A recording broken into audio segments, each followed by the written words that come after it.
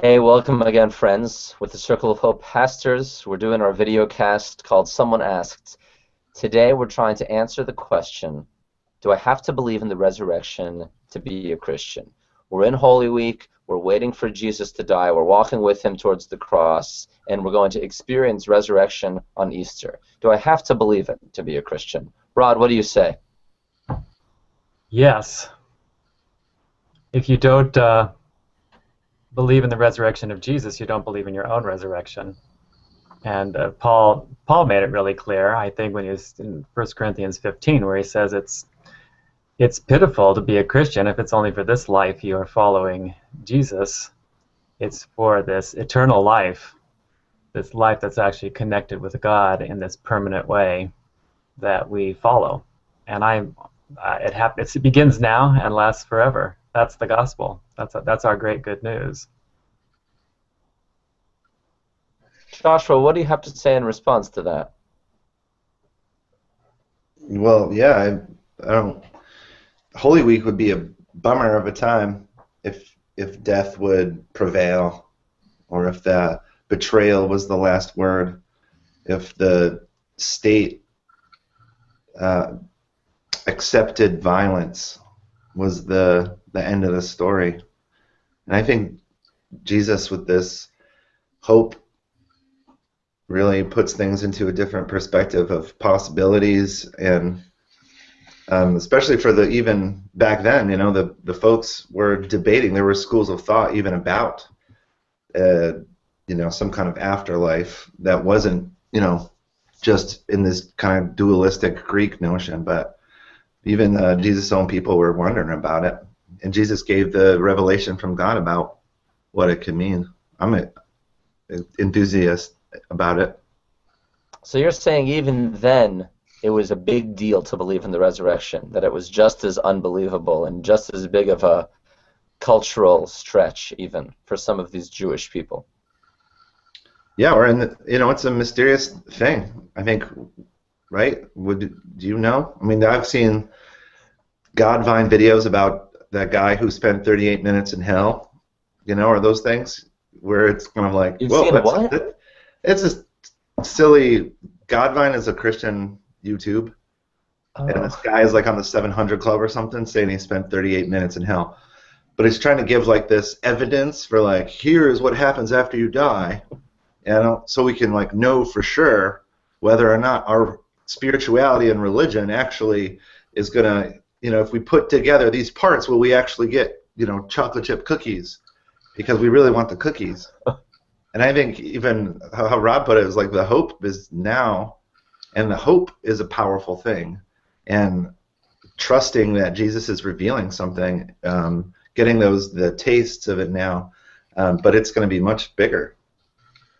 Yeah, the skeptics that I talk to, though, they'll say that powerful hope is resurrection, and does it need the historical resurrection to to exist? Can't it just be a really good thing? Can't it be like chocolate chip cookies now? Like isn't that enough? They might say, for me to have that kind of hope for change in the here and now, and I'll call that resurrection. Can't it just be a metaphor, is what they're saying? I Sure, think Jefferson took his scissors out and just cut it right out of his Bible, so it's an American way to take out the miracle or the actual godness in Christianity and just leave the morality, supposed morality, and the principled living, and it's true that the modern, theologians even from like the early 20th century wanted to exactly make it just a feeling, that resurrection hope in itself was all you really needed without actually needing the actual resurrection. That was just too non-factual to be tolerated. It didn't fit with their whole rationalistic, deterministic, materialistic view of how the world actually works.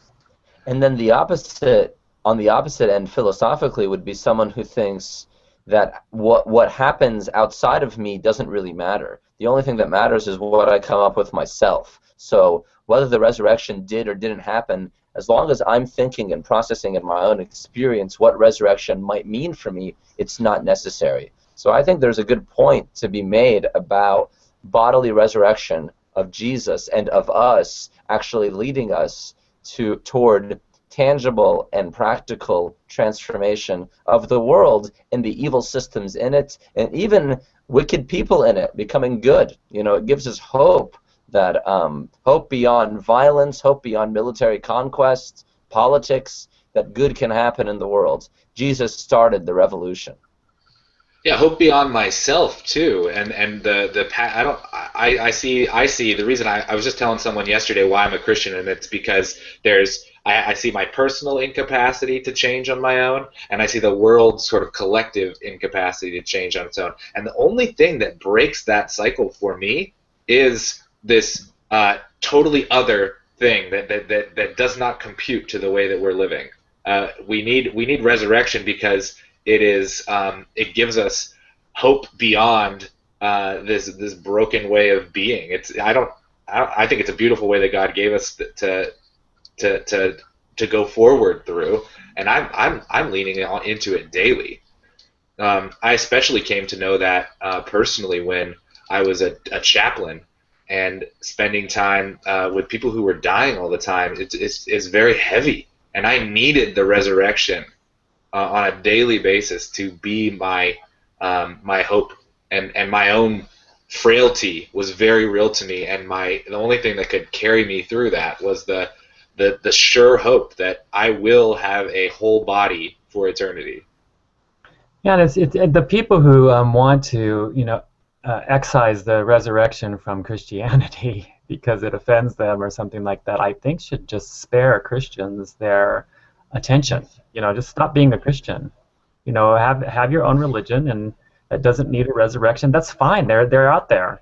Go be another one. But this is the fundamental, reality that is the revelation of God to us. This miraculous raising of Jesus from the dead that has all its symbolism, that becomes the centerpiece of the entire church, that actually fuels the expansion and the further miracle of it, is what it's all about. That's the essential act.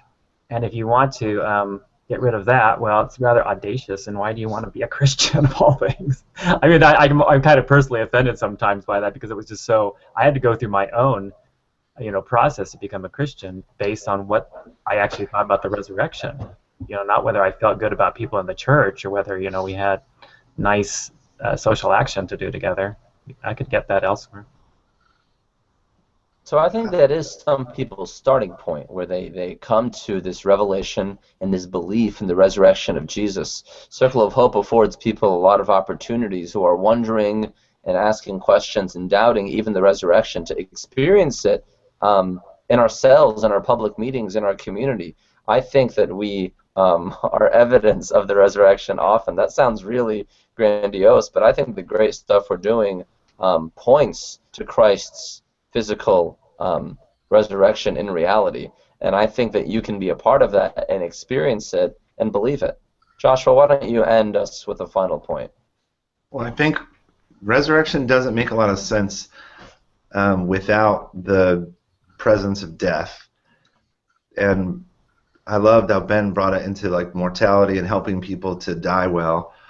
Because if we're unlimited and we have everything that we want or need or access to it, generally, whether you have to go into debt for it or whatever, thinking about your own limits is really abstract. So to get into what is beyond those limits, if you feel unlimited and if you're trained that way, it's a really difficult thing. So getting in touch even with the death of Holy Week and the death of Jesus helps me even to think like, yeah, we are all going to die.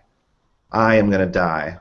And that is not the end of the story because of Jesus and what he did that was metaphysical and spiritual and kind of ludicrous in some ways. And he says that it's going somewhere else. And we get to get a taste of that and move towards it together. Excellent.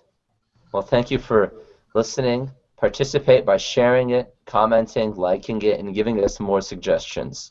We're in Holy Week and Circle of Hope now, so tonight and tomorrow night there are observances that you can participate in at all of our locations, Stations of the Cross, on Friday afternoon, and then 6:30 a.m. we'll have a sunrise celebration on Lemon Hill, as well as our regular public meetings.